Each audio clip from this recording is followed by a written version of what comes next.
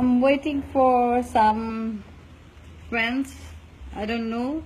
সবাই ব্যস্ত মনে হয় আজকে ভয়ঙ্কর সুন্দরের প্রিমিয়ার। সো আমি আরেকটা ভয়ঙ্কর কুৎসিত কাজ দেখলাম। আমার খুব রেসপেক্টেবল একজন মানুষ গাজী রাকায়েত ভাই, এতদিন কি এটা কি পলিটিক্স নাকি ওনারা আসলে ফিল্মের উন্নয়ন চায় না, এটা আমার প্রশ্ন। গাজী রাকায়েত ভাই, আপনি যখন চারুনিরাম দিয়ে শুরু করেন আপনার স্টুডেন্টদের, আপনি যতবার আমাকে ডেকেছেন, খুব অল্প পারিশ্রমিকে আমি আপনার কাজ করেছি, এরকম অনেকেই আপনার সাথে সাহায্যের হাত বাড়িয়ে দিয়েছে। আজকে আমরা আপনাকে নিয়ে প্রাউড ফিল করি যে আপনি একজন, মানে আমার কাছে আপনি অনেক রেসপেক্টেবল একজন মানুষ। কিন্তু যেদিন একটা ছবি মুক্তি পাবে, একটা অনিমেষ আইজ আমাদের ছেলে, ভাবনা আমাদের মেয়ে, আমাদের আর্টিস্ট, তার সাথে যদি একটা ইন্ডিয়ার শিল্পী কাজ করে থাকে, আমাদের জয়া হাসান, আমাদের জ্যোতিকা জ্যোতি, আমাদের মিম, আমাদের ফেরদৌস, তারা কি ওখানে কাজ করেননি? তারপরে তো অনেক তীব্র তুমুল মানে বাক বিতণ্ডার মধ্য দিয়ে আইনও হয়েছে যে এর পরবর্তীতে এ ধরনের কাজ, যৌথ প্রযোজনার কাজ হবে না। তাহলে আজ কেন? এটা কি ধরনের? এটা কি আপনার ব্যক্তিগত আক্রোশ? আমি উইথ রেসপেক্ট আপনার কাছে জানতে চাই, এই মানে কাল যে ছবিটা মুক্তি পাবে তার অভিনেতার বিরুদ্ধে কেন জিডি করা হবে? সেই অভিনেতার দোষটা কোথায়? আপনারা কি আগে দেখেননি যে এই অভিনেতা কাজ করছে?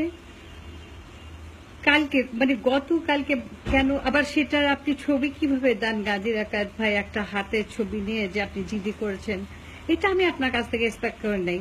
কারণ হয়তো অনেকে আমার উপর রাগ করবেন এই লাইফটা দেখে যে কেন আমি এই ধরনের কথা বলছি এত বেয়াদবের মতো।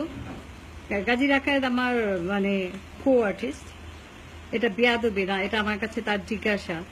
কারণ যেখানটায় বাংলাদেশের 4.5 বছরের শিশু যৌন নিপীড়ন হয়, যেখানে ধর্ষণ হয়, যেখানে ছোট ছেলেকে আছাড় মেরে মেরে নির্যাতিত করা হয়, একটা লোক খালি আমাকে সবাই, আমি বোধহয় ওটা 4-5 হাজার শেয়ার দিয়েছি, সেখানে সো স্যাড মানে আসলে আওয়াজ তুলবার কেউ নেই। তা এখন যদি আমার কাজ কমেও যায় এই বেয়াদবির কারণে, আমার যদি কাজ নাও থাকে, তারপরেও আমি বলবো কাজটি ঠিক হয়নি। যে ছবিটা কালকে মুক্তি পাবে, এই অভিনেতাকে নিয়ে আপনি আরো 1 মাস আগে কিন্তু জিডি করতে পারতেন, আরো 2 মাস আগে, অথবা আপনি অনিমেষকে গিয়ে গলায় জড়িয়ে ধরে বলতে পারতেন বাবা এরপর থেকে আর নয়। আমাদের কত মেয়েরা এই ইন্ডিয়াতে কাজ করে অনলাইনে ব্যবসা করে প্রতিষ্ঠিত হচ্ছে আপনি জানেন? এই খবর রাখেন? যার আগে 5 টাকা ইনকাম করতো না, এই ইন্ডিয়া থেকে জুয়েলারি, শাড়ি, কসমেটিক্স, বিউটি জিনিস এগুলি এনে আপনি বলবেন কেন দেশীয় পণ্য নয়? দেশীয় পণ্য তো হচ্ছে না। আমি একটা সিল্ক শাড়ি 1000 টাকা দিয়ে পাই না দেশীয় পণ্যে, আমি একটা সিল্ক শাড়ি 600 টাকা দিয়ে পাই না। ওদের নানা ধরনের সিল্ক শাড়ি আছে। হ্যাঁ, হয়তোবা আমরা 1 নাম্বারটা পড়তে পারছি না, 2 নাম্বারটা পড়তে পারছি না, কিন্তু মেয়েরা আমাদের ব্যবসা করে অনলাইনে প্রতিষ্ঠিত হচ্ছে। আমাদের হাজার হাজার পেশেন্ট, আমি লক্ষ লক্ষ পেশেন্ট দেখে আসি ভেলোরে। আমি নিজে দেখেছি যে লক্ষ লক্ষ টুরিস্ট ওখানে গেছে, মানে জাস্ট টুরিস্টের নাম দিয়ে একটা ডাক্তার দেখে আসে, কারণ আমাদের ডাক্তারদের উপর আমাদের ভরসা নেই। আমি নিজে সেদিন ল্যাবে গেছি, না পপুলারে 9:30টায় কল, রাত্রে 1টা পর্যন্ত আমাকে বসিয়ে রাখা, সে লাইফটা আপনারা দেখেছেন। সুতরাং ও তো মানে ডাক্তার না, ও তো গরু ছাগল, ও তো জানোয়ার।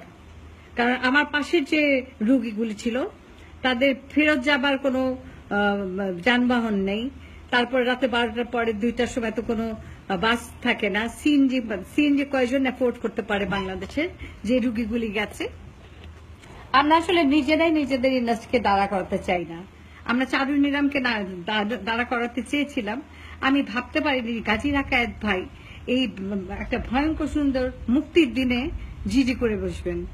গাজী রাকায়েত ভাই, এটা আপনার মাথা থেকে আসেনি। আপনি একজন আর্কিটেক্ট, আপনি এখন যতই সাদা দাড়ি রাখেন, আপনি খুব একটা আমাদের চেয়ে বয়সে বড় নয়। আমাকে দেখতে ছোট লাগতে পারে, কিন্তু আমার মনে হয় না এটা আপনার ব্যক্তিগত আক্রোশ থেকে যদি হয় আমার কিছু বলার নেই। কিন্তু যদি এটা পলিটিক্স হয়ে থাকে। আপনি কি দেখেছেন যে আজকাল জাতীয় চলচ্চিত্র পুরস্কার কে কে পাচ্ছে, কে কে পাচ্ছেন না? আপনার কি মনে হয় এটা খুব সঠিক একটা জায়গায় যাচ্ছে? সিনেমা টিভি গুলিয়ে ফেলছে না? আমাদের মন্ত্রণালয়ই আসলে বদলাতে হবে।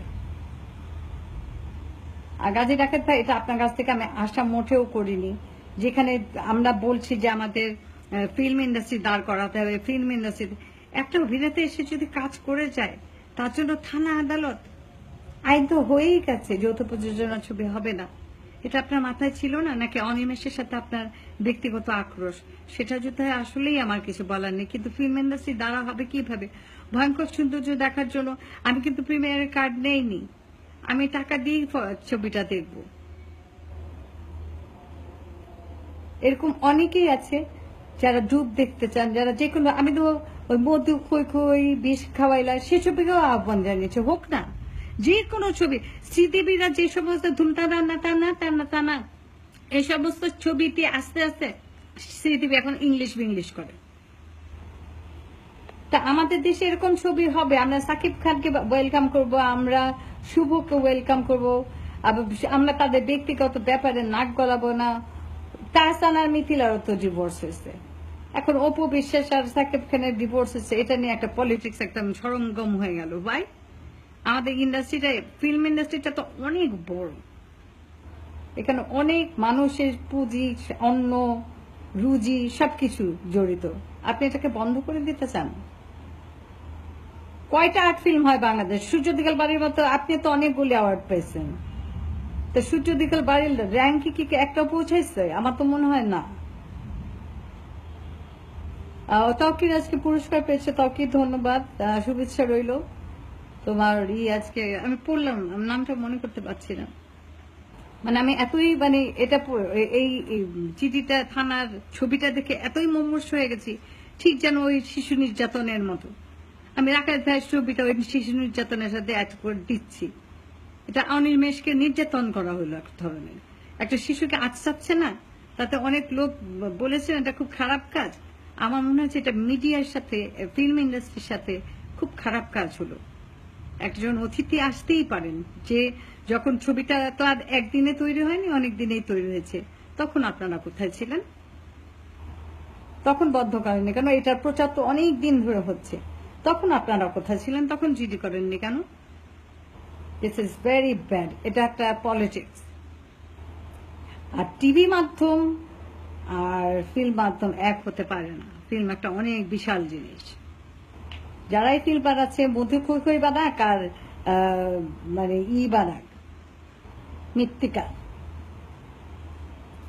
আমি সবাইকে ওয়েলকাম করি। আমাদের উচিত ছিল রাকাত ভাই, আপনারা নিজেরা গিয়ে অনিমেষকে কংগ্রেচুলেশন বলে প্রিমিয়ারে গিয়ে তারপর বলতে হবে এটা, এরপর থেকে আমরা নিজেরাই পারি, এটা দেখাও।